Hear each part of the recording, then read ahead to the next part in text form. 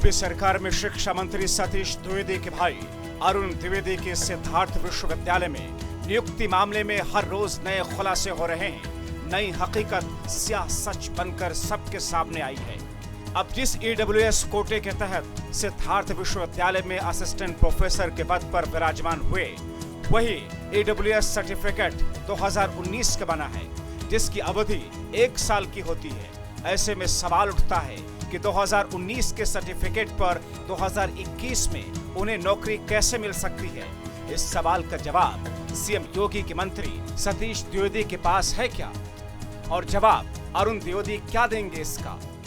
एक बात और जो गौर करने लायक है, मंत्री के भाई अरुण द्विवेदी का विवाह 2020 में हुआ।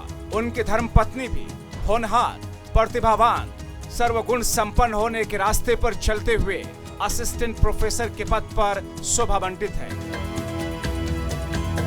तो ऐसी स्थिति में आय का स्रोत बढ़ जाता है और आर्थिक रूप से गरीबी की कैटेगरी से बाहर निकल आते हैं। परिवार भी उनका संयुक्त है, फिर भी वो आर्थिक रूप से गरीब ही बने रहना चाहते हैं। तो ये इन हकीकत को जानकर आपके जहन में क्या विचार पनप रहे होंगे।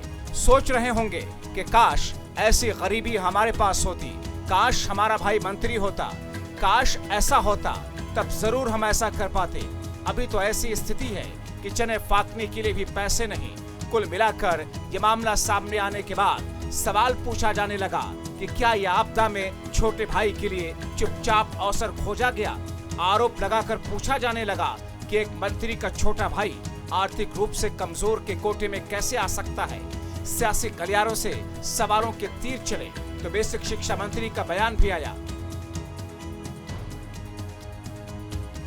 बेसिक शिक्षा मंत्री सतीश द्विवेदी ने तर्क दिया, कहा मैं विधायक मंत्री हूं तो भाई कैसे EWS हो गया। भाई की अलग आइडेंटिटी है, संयुक्त परिवार में आइडेंटिटी अलग अलग हो सकती है। अगर ऐसा है तो कोरोना काल में एक नई परिभाषा दे दी, इसे गले लगाइए। भाई और मंत्री सतीश द्विवेदी का यह तर्क है तो उनके छोटे भाई अरुण द्विवेदी का भी तर्क है। अपने तर्क को पुख्ता बनाने के लिए सिद्धार्थ विश्वविद्यालय के नवनियुक्त असिस्टेंट प्रोफेसर अरुण द्विवेदी ने नियमों का हवाला दिया। कहा कि 8 लाख रुपए तक की सालाना इनकम वाले इसके दायरे में आते हैं, लेकिन ये बात समझ से परे है। जबकि अरुण द्विवेदी पहले भी कई विश्वविद्यालय में पढ़ा चुके हैं, तो फिर वो आर्थिक रूप से कमजोर की कैटेगरी में कैसे आ गए। DRDO में उन्होंने रिसर्च किया, सेंट्रल यूनिवर्सिटी हरियाणा में 6 महीने काम किया, वनस्थली विद्यापीठ में 1.5 साल काम किया, फिर भी वो EWS कैटेगरी में आते हैं। ऐसी स्थिति में जब आधी आबादी को बड़ी मुश्किल से रोटी नसीब हो पाती है, वैसे समय में EWS कैटेगरी की ये परिभाषा, जिसमें कहा गया कि जिसकी सालाना आमदनी 8 लाख रुपए से कम हो, 5 एकड़ से कम जमीन हो और घर 1000 वर्ग मीटर से कम में बना हो, ये बुद्धि संपन्न सोच के लिए तमाचा जैसा नहीं है क्या।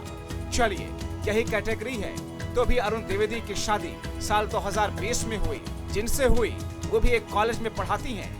ऐसे में परिवार के आय के आधार पर क्या अब भी ये नहीं देखा जाना चाहिए कि क्या वाकई आर्थिक रूप से कमजोर वर्ग में आते हैं। गौरतलब है कि साल 2016 में यूपी के कपिलवस्तु स्थित सिद्धार्थ विश्वविद्यालय में मनोविज्ञान विभाग में असिस्टेंट प्रोफेसर के लिए 2 पदों पर भर्ती निकली थी। 21 मई 2021 को एक पद पर मंत्री सतीश द्विवेदी की EWS कोटे से नियुक्ति हुई।